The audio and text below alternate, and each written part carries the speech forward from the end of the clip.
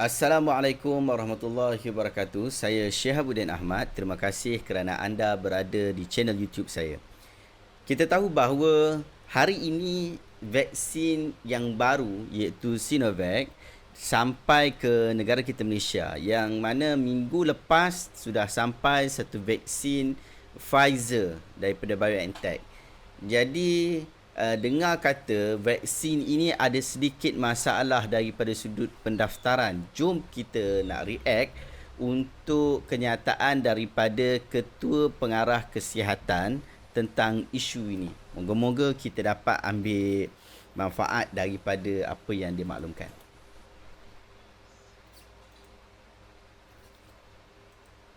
Empat vaksin ni masih dalam penilaian NPRA, dan kita juga yang lastnya vaksin adalah Solution Biologic daripada CanSino. Dan Solution Biologic ni penting sebab dia punya vaksin hanya sekali saja.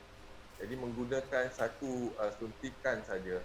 Dan kita juga melihat kepada vaksin pada Johnson & Johnson iaitu Janssen yang juga suntikan sekali. Jadi penting untuk kita melihat vaksin yang hanya perlukan satu suntikan saja supaya kita boleh guna vaksin ini untuk golongan kumpulan-kumpulan tertentu ataupun di pedalaman. Jadi kita lihat untuk pelaksanaan kalau kita boleh melihat pada apa ni mendapatkan vaksin satu suntikan iaitu daripada J&J dan juga daripada CanSino iaitu dengan syarikat tempatannya Solution Biologic. Jadi NPRA masih dalam proses penilaian yang kita harapkan dalam tempoh masa terdekat mungkin akan kita bentangkan dan juga dapatkan kelulusan bersyarat. Kalau kelulusan bersyarat, jadi kalau ada perubahan ataupun data-data terkini, mereka boleh hantar kepada NPRA dan kita akan melihat kepada petunjuk-petunjuk yang baru untuk kita guna pakai dalam tindakan kita untuk pastikan iaitu keberkesanan dan juga keselamatan vaksin.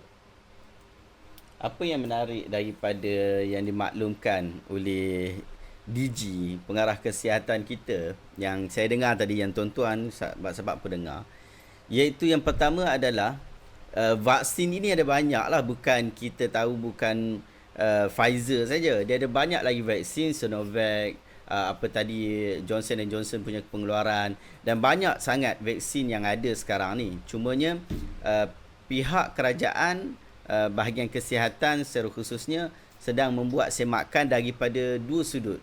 Satu, keberkesanan, yang kedua adalah daripada sudut keselamatan, keberkesanan dan juga keselamatan.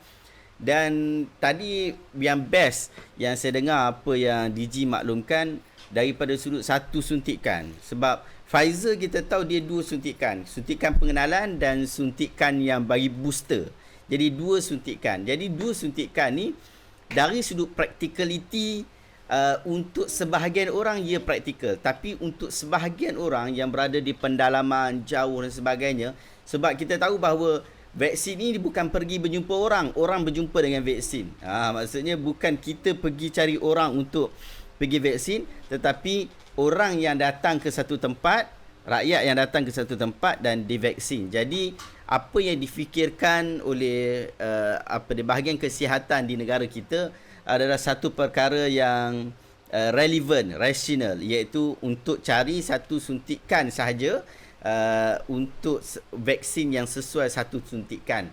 Jadi macam Sinovac ni memang dia satu suntikan lah, tapi cumanya dia belum lagi mendapat kelulusan NPRA. Maksudnya NPRA ni adalah bahagian farmasi. Sebelum satu-satu ubat, satu-satu produk kesihatan nak diperkenalkan, dia mesti ada kelulusan NPRA dulu, baru boleh dia digunakan, dia disebarkan dalam masyarakat. Jadi kita tahu bahawa daripada sudut kesihatan, pihak kerajaan sudah mengenal pasti tentang hal ini.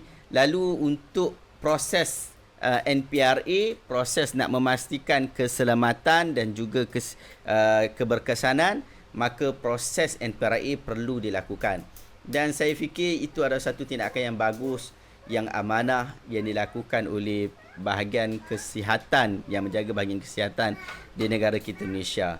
Ia satu perkara yang perlu disokong. kita jangan terus untuk cepat-cepat kita kata ini vaksin ni bagus, ini vaksin tak bagus.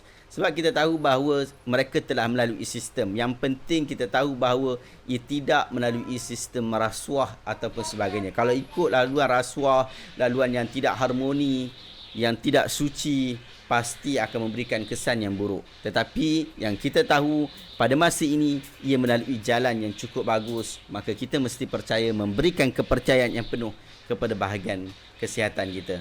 Moga-moga ia dapat memberi manfaat kepada kita dan semua kita berada dalam keadaan sihat.